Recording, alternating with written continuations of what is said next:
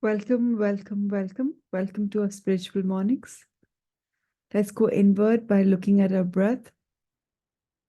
See the inward flow of our breath. And imagine that with this inflow, we're bringing a lot of abundance. And as we release the breath, exhale the breath, imagine that all things that are coming from fear are being released.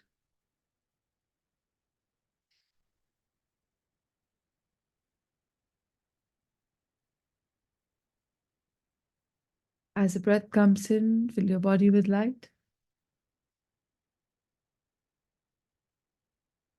As the breath leaves the body, excess breath, release all darkness.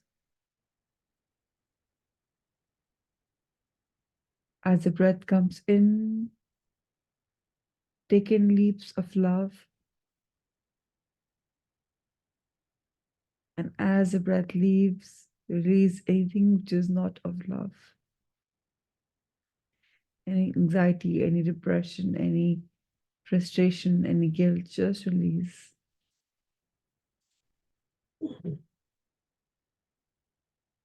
We're human beings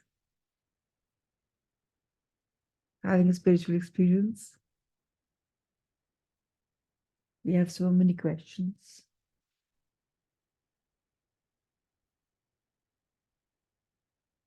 And for this, Soham helps us. So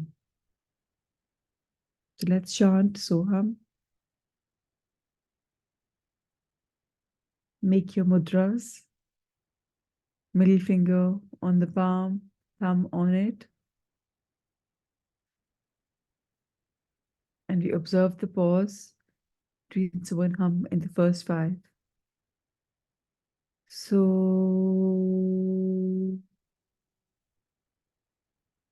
hum. So,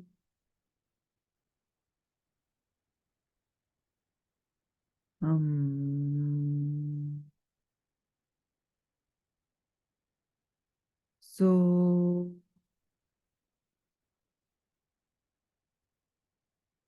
hum.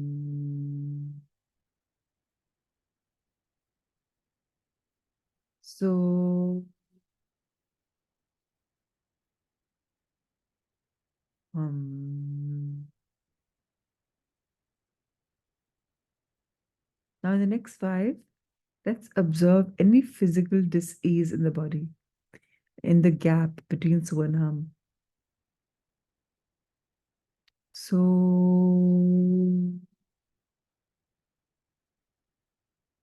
um, so, um,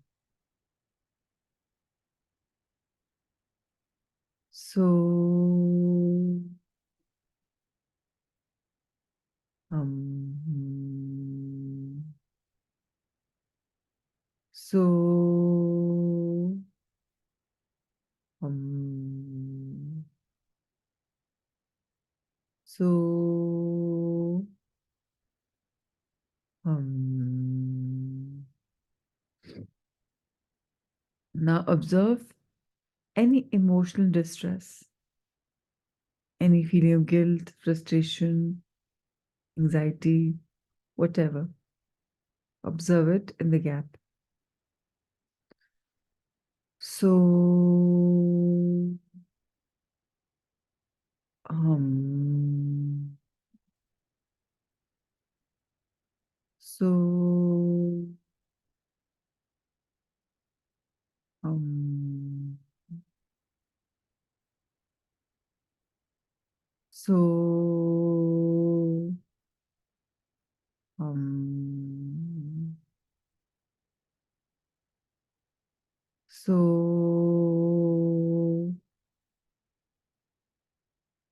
um, so,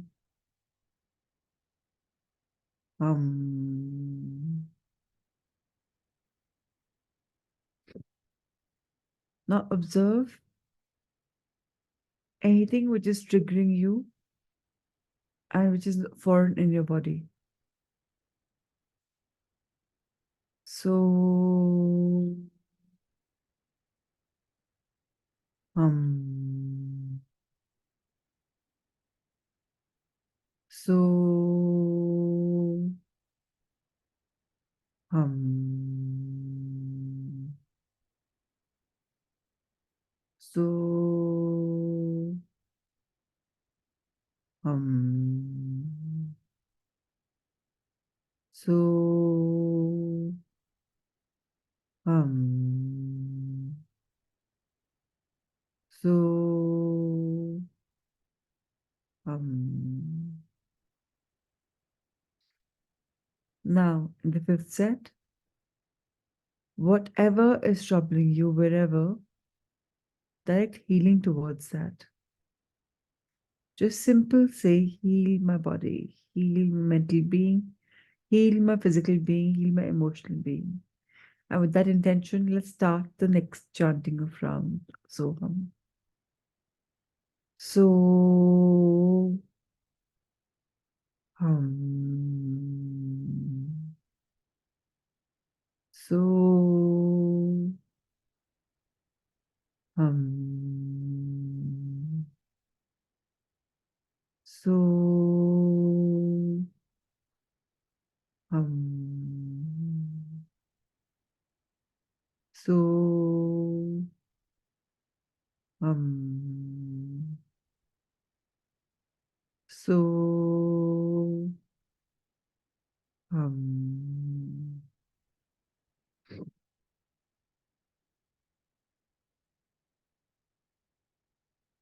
Ask and you shall be given. Any questions for your life? Note that the answers keep coming, downloading whenever you chant Soham. Set the intention and leave the rest. With this beautiful intention, let's go inward and practice our lotus of gratitude to start our wonderful morning.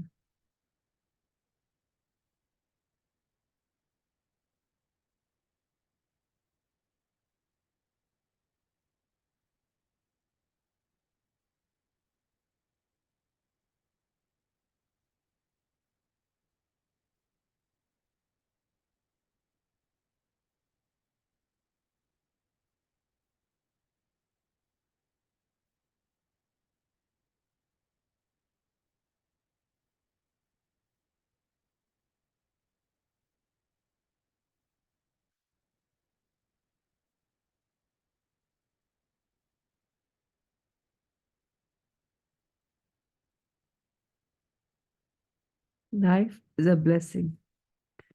And when we count the blessings, blessings grow. Let's be grateful for a beautiful, vibrant life.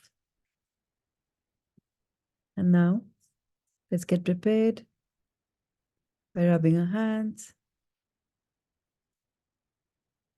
and blessing our full body and getting prepared to read this beautiful book through time into healing.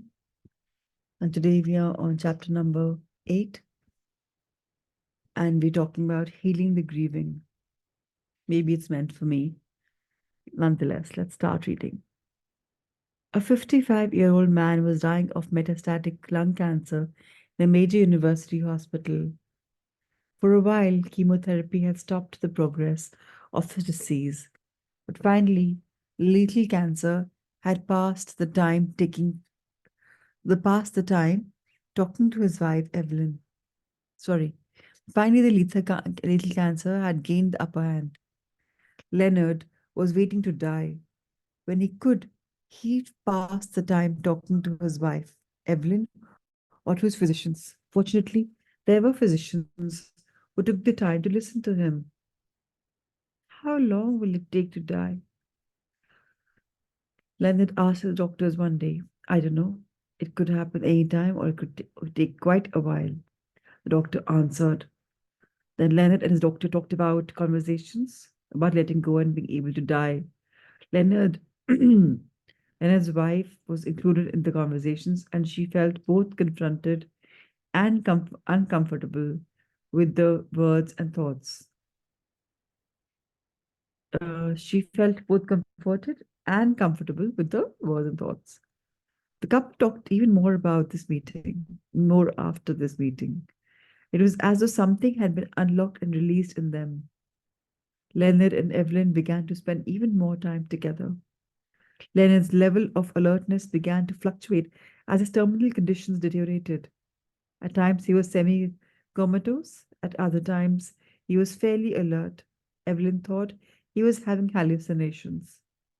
Leonard's feeling like he's floating, Evelyn told Leonard's doctor. Perhaps it's not an hallucination, the doctor replied. Many patients tell me that. Is there more? I'm interested in hearing about these things. Well, that the oncologist had left the symbolic door open. He had let Evelyn know that it was safe to tell them things like this, no matter how strange or unusual they might seem. The next day, when the doctor made his hospital rounds, Evelyn had something new to report. He said he was floating again and felt good about it. He heard people talking by the door and he floated to them. The doctor assumed Leonard had heard a conversation among nurses outside his room. No, there were people waiting to welcome him. By the following day, Leonard was barely clinging to life. He said he was floating again. Evelyn told the doctor. He went to the people outside the door. Leonard nodded his agreement from the bed as Evelyn repeated the story. The people showed him a large book, and in it was a name he would have during his next life. It sounded like a Pakistani or Indian name. He told me his first name, but he couldn't see his last name. Leonard roused himself. They covered up the last name, he whispered hoarsely. They said, no, you're not supposed to see this yet. Later the same day, Leonard told Evelyn he saw a bus coming to take him somewhere. Then he spoke a few more words which were barely audible. Dying is not a loss, Leonard whispered to his wife. It is a part of living. Those words proved to be this man's last. He died that afternoon.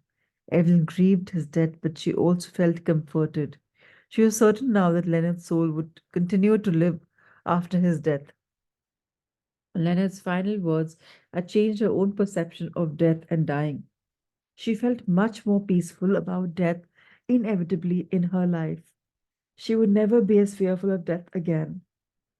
As it happens, Leonard's doctor was my youngest brother, Dr. Peter Wise.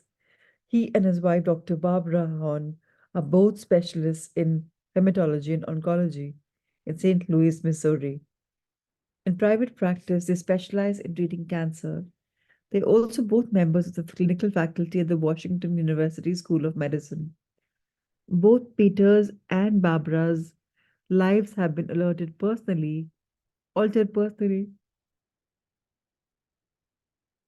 professionally by their relationships with their patients and also by the discussions they and I have had together about our own and our colleagues' experiences with life and death. Experiences that have taught us more about what it truly means to die. We're grateful to patients like Leonard and many others because their experiences give us more information and new perspectives concerning the dying process that hopefully we can share with others and to heal them. From these patients, we have learned that death does not have to be primarily experience of fear, loss, and separation. This most challenging of life passages can also be a time of healing, expansion, and new beginnings. Peter was treating a patient named Matthew. Matthew was a stoic, 65-year-old professor who was reluctant to talk about his feelings as he was dying from a painful and rapidly advancing cancer of the pancreas. Peter and he finally began to communicate on a more personal level. Once again, Peter gave his patient a subtle indication that it would be all right to talk about anything, no matter how unusual the topic might seem. A strange thing did happen now that you do mention it.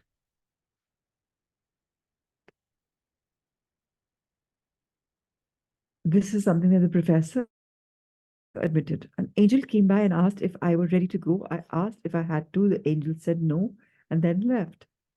Peter asked the professor how he knew his visitor had been an angel. By the bright light within and around, and by the being so high up in the religious hierarchy, came the enigmatic reply. A few days later, the angel reappeared. Are you ready yet? The angel asked again. Not yet, the professor replied. The angel lingered. By this time, Matthew's cancer was advancing rapidly, and he was in considerable discomfort, requiring potent analgesic medicine just to blunt the sharp edge of the pain. Yet this man still retained his mental acuity and alertness.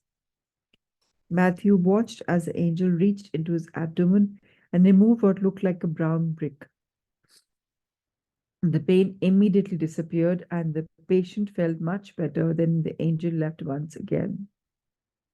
Gradually, Matthew's pain returned, and so did the angel. Another brick was removed. There was now no pain at all, and all the pain medicines were stopped. The visits from this healing angel provided this very logical stoic man with great comfort and hope.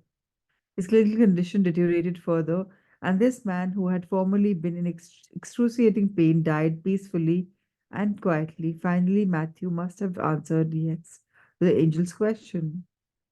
Most physicians and therapists know very little about death, dying, and grief. Those who have a personal experience of their own with grief understand it a bit more.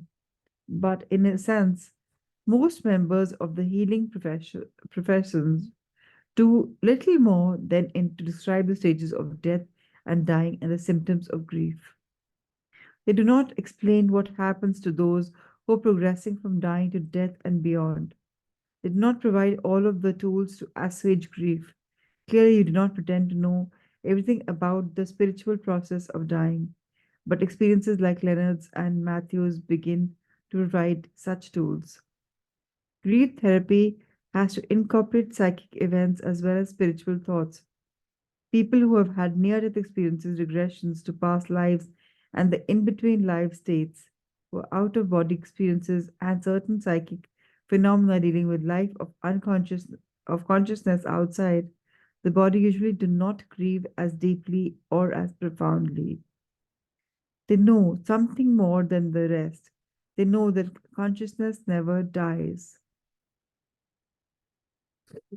People who know that they are going to die often go through process of mourning their own death. This process can begin as soon as a diagnosis of terminal illness and as metastatic cancer is made. The dying person may experience feelings of denial, anger, and despair. Family and friends may also begin to grieve well before death occurs.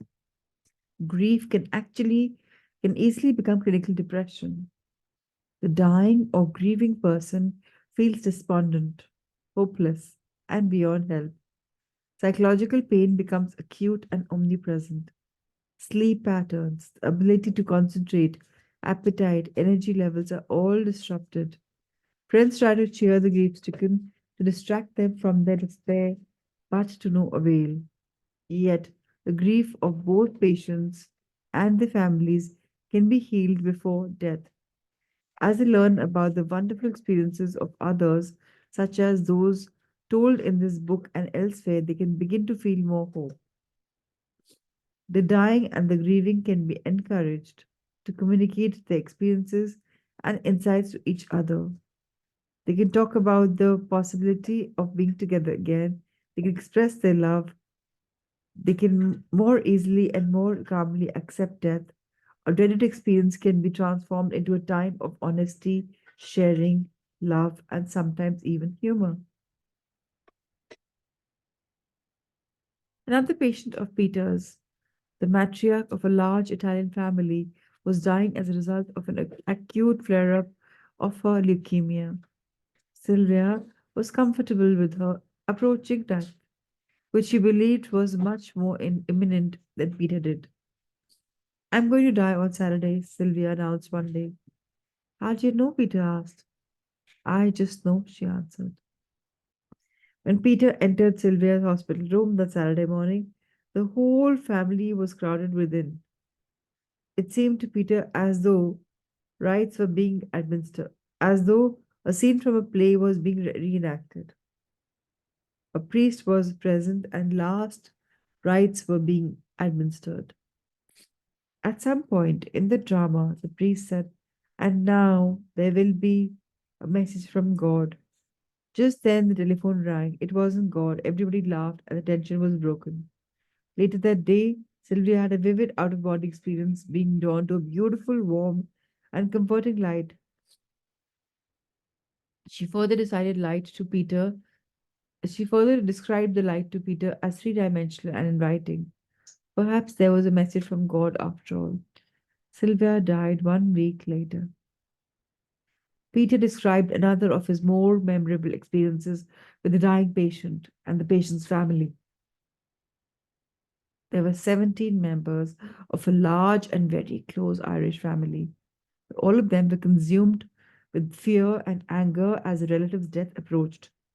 I got involved with all 17, teaching them about death, how to let go with love, how to say goodbye, how to accept what was happening. The transformation and healing that went on in the family were amazing. They began to talk, to hug, to love. It touched me deeply. Occurrences like these are often so compelling and extraordinary that frequently the patient is afraid that a counselor or physician who hears about the event will trivialize or dismiss the precious experience and consider the patient odd or strange. When the patient is reassured that it is safe to discuss his expressions, doctor patient communication reaches a new level. The healing bond is strengthened. Both Peter and Barbara take the time to talk with them and listen to their patients and their families. They feel a responsibility to be with their dying patients, not only to provide certain technical medical care, but also to offer psychological support. This provides immense satisfaction to them, gives support to the others, and has taught them a great deal. I no longer get so burnt out, Peter says, because I now know that death is a natural part of life. I still try my hardest to cure patients, but I no longer take their deaths with when inevitable so personally or as failures. We are on the frontiers of a new form of helping, one in which those in the helping professions are not merely able to identify the stages of grief, but are also able to communicate a more spiritual, open, and enlightened understanding of the actual death experience. Hopefully, this frontier is one in which the dying, the grieving, and the caretakers will all be able to learn and grow together. According to a 1990 poll by the Gallup Organization affiliate, the Princeton Religious Research Center, roughly half of all Americans believe in extrasensory perception, like the extraordinary experiences that can occur during the dying process. Psychic experiences concerning a departed loved one can also induce profound changes in a person's life and his or her attitude towards death and dying. Healing and growth can occur as these life altering events are integrated.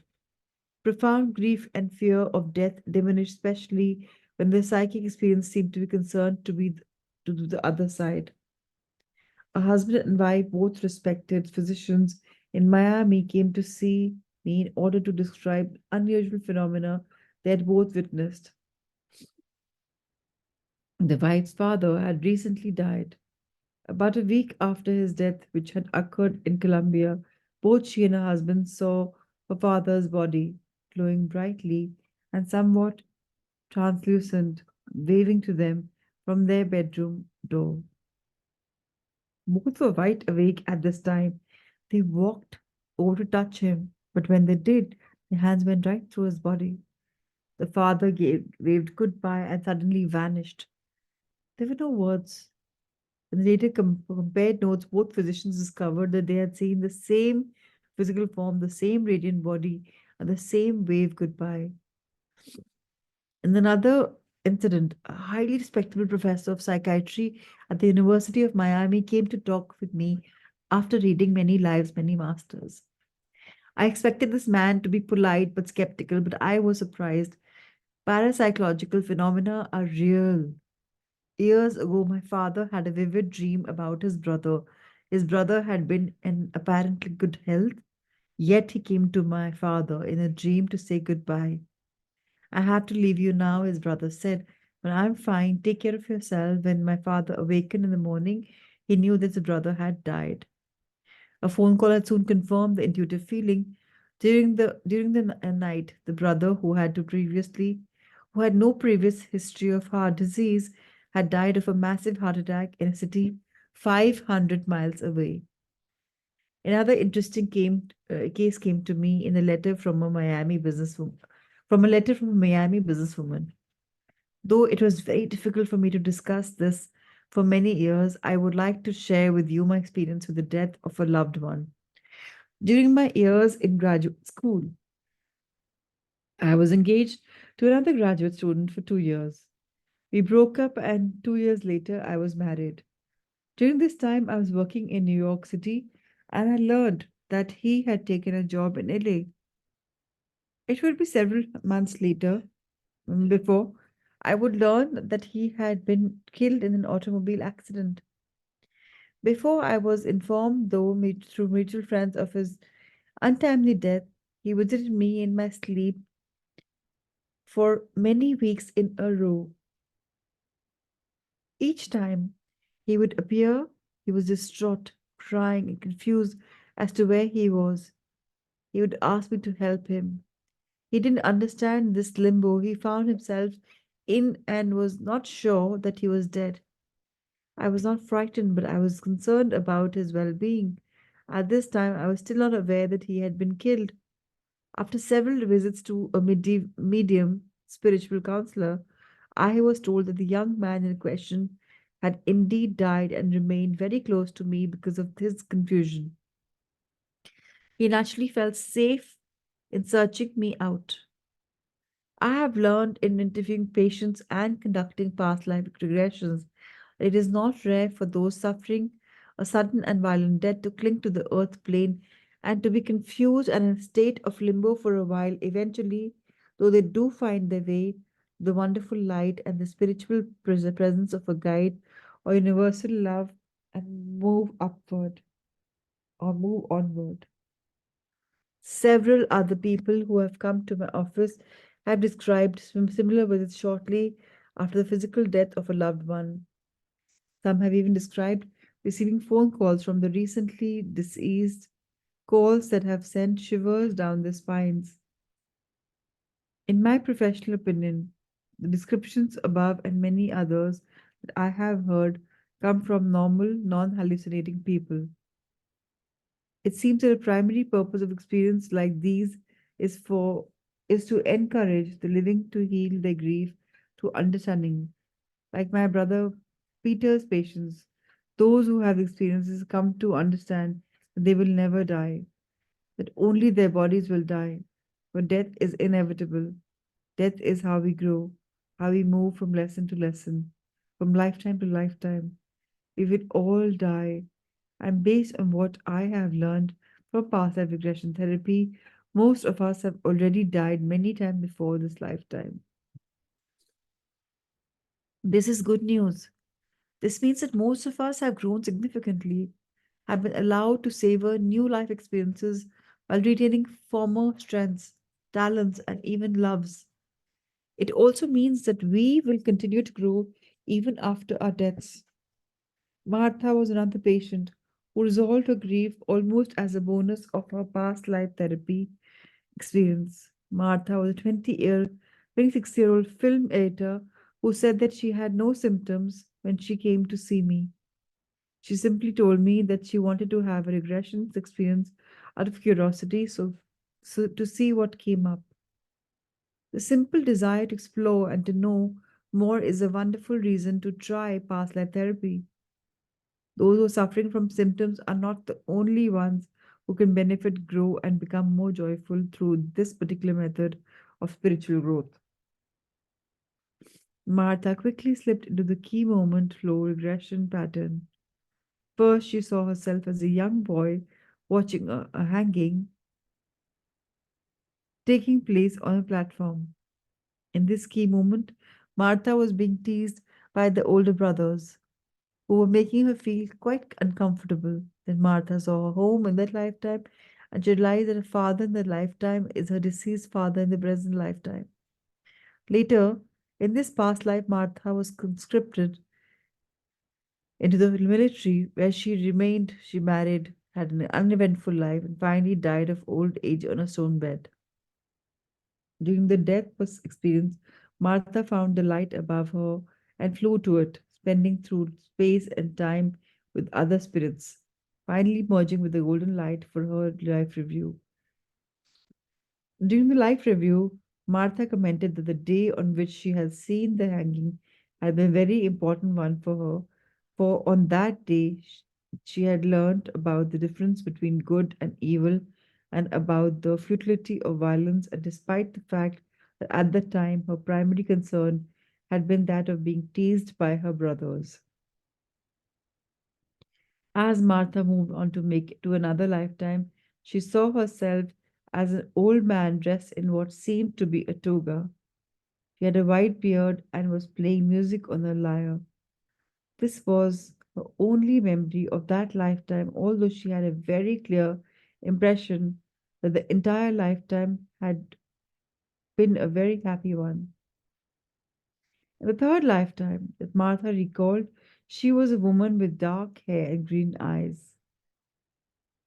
In this lifetime, Martha had been the mother of two babies who gave her a great deal of joy. After the session was over, we spent time integrating Martha's experience. Martha told me how great she felt to have remembered having lived 3 lifetimes filled with joy and happiness. She said that the regression helped her quite a bit.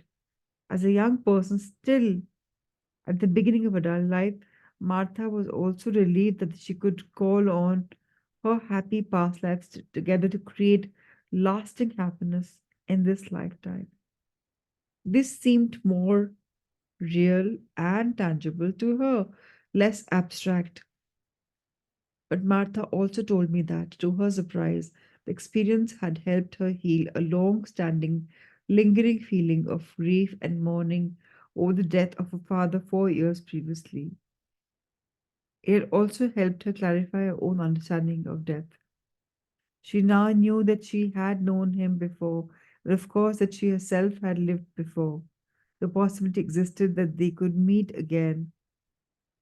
Her experience had proved to her that death is, as a final ending does not exist. Her father might no longer be with her physically, but she felt quite uplifted to know that his consciousness lived on. For Martha, resolving in her grief was an unexpected bonus of this success, this process. However, the patients specifically seek past life regression for this purpose. Rena is a 28-year-old social policy lawyer. She was married to a prominent newspaper columnist in his 30s. Only several years after the marriage, Rena's husband tragically discovered that he was suffering from terminal cancer. During Jim's illness, he and Rena had many arguments about life after death and the existence of other realities. Rena had a strong belief in both. Jim was extremely skeptical.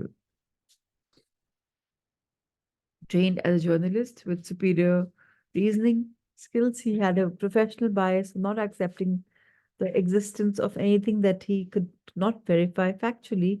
Jim was not refused to consider these personal faith in life after death and the immortality of the soul, which was one of her great comforts and supports as she began to grieve her husband's imminent loss.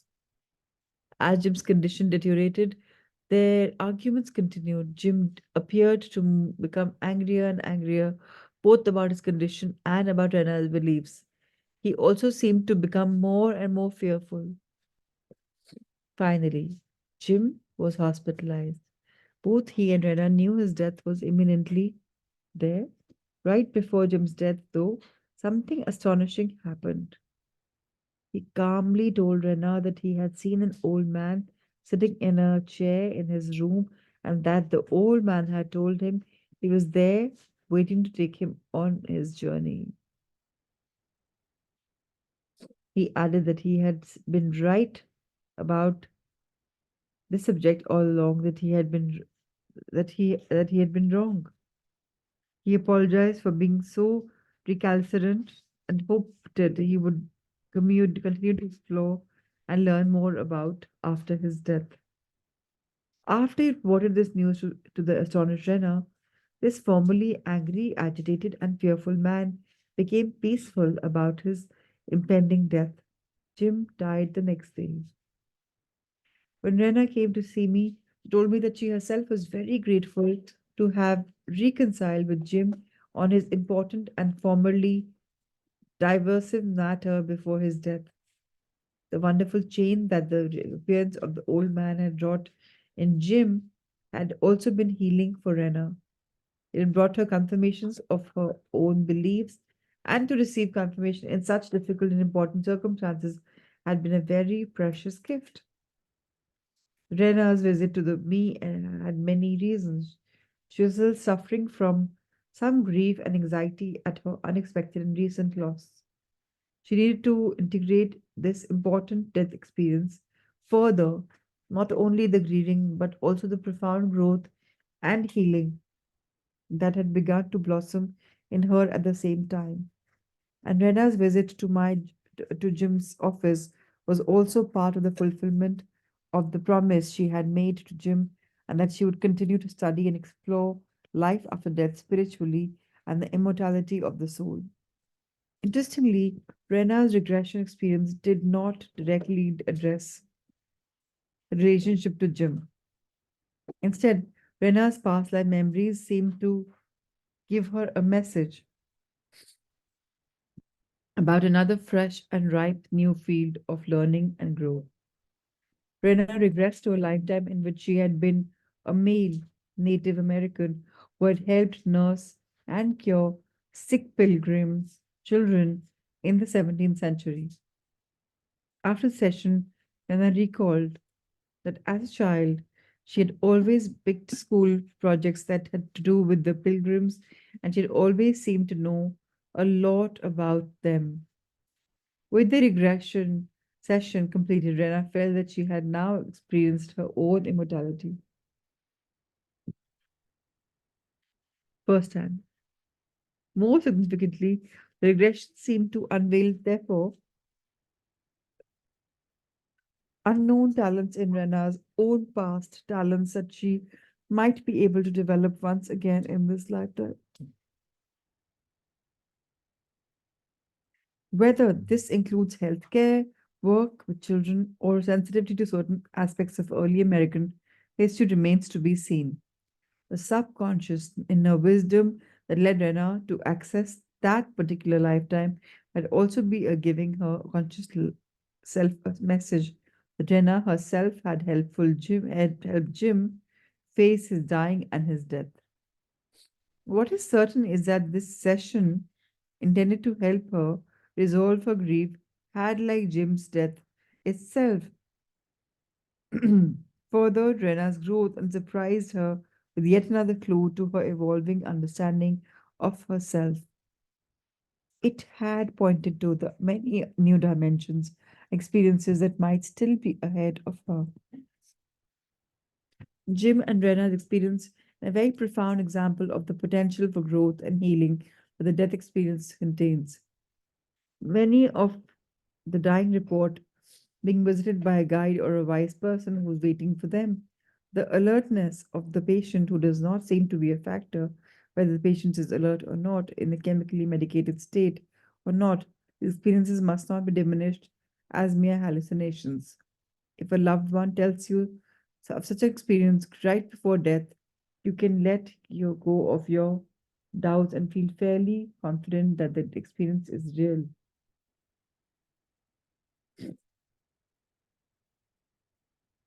Philip was a computer software designer who also sought the past life regressions process in order to heal his grief.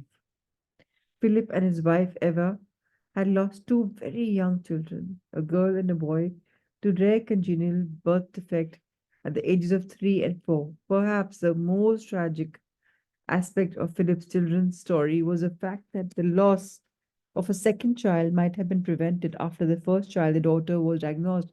Philip and Eva had been told that the defect was not hereditary and therefore there was no reason they should not have a second healthy child. However, this advice was inaccurate, and Philip and Eva had to suffer again the loss of a child, this time with the knowledge that the tragedy and the son's suffering would have been avoided.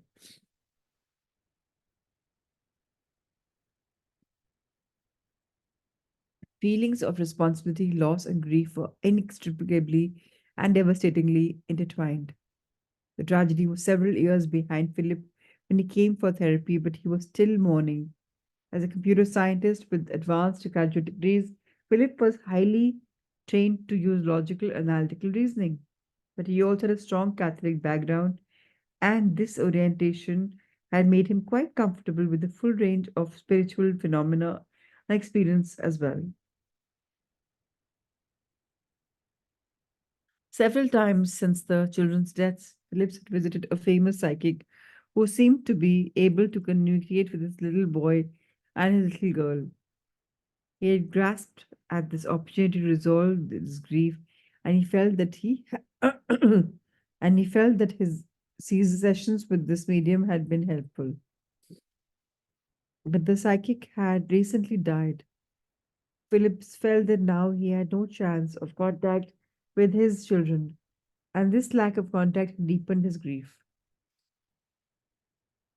Based on the results I have observed with other patients, it seems the regression experience might give him a new perspective to deal with his losses. Philip proved to be a good subject for hypnosis. He was soon in a deep and relaxed trance state, and he appeared to be having a vivid past life experience. He described being in a beautiful alpine meadow high in the mountains, surrounded by profusion of wildflowers in full bloom. Suddenly, he saw his children, now older, approaching him. They ran to him and danced around him, laughed and sang. Then Philip's deceased father and mother joined them, along with the maternal grandfather to whom Philip had been especially close to. First Philip's children and then his patients. And his parents and grandfather came and held his hand. Philip could describe the touch of his children's hands in his low real life. Feeling was how strong they gripped, how much stronger they were now, and how much they had grown. Looking into their eyes, all of them communicated with him deeply. They told him that they loved him. They told him not to worry, that everything was fine, and that they were fine. They were very happy in this meadow and in this dimension. Joy literally sparkled from their eyes and their smiles. Clearly, despite the vividness of the surrounding, this was not a past life experience at all. In France, Philip seemed to have entered another dimension.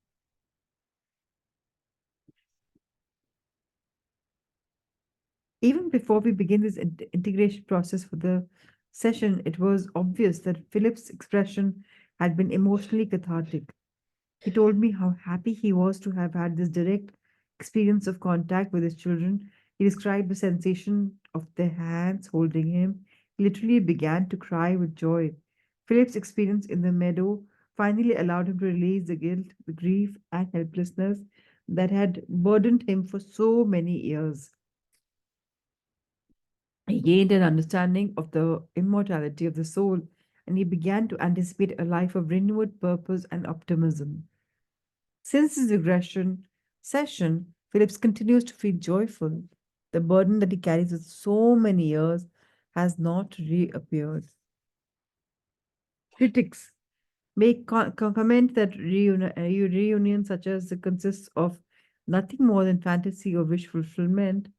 Fantasy and wish fulfillment do not produce the powerful healing forces that can take place as a bonds with departed loved ones. Can take place as a patient reconnects with the eternal nature of the soul and experiences bond with departed loved ones. Martha, Rena, Philip all felt dramatically better after their trance experiences and all reported that the ongoing symptoms of grief and anxiety lifted as a result. Everyone whose story had been told in this chapter has learned that death is not absolute. Ultimately, it is this knowledge that is great healer. The loved one is not lost. After death, a connection to that person remains. People who have the experience or knowledge learn about death is less of an ending and than a transition. It is like walking through a door into another room, depending on it, the level of spiritual or psychic development or interest. Communication with someone in that next room may be very clear or intermittent, or there may be no communication at all. Nonetheless, whatever the nature of the basic connection, it can be improved as long as grieving understand that separation is not permanent or absolute.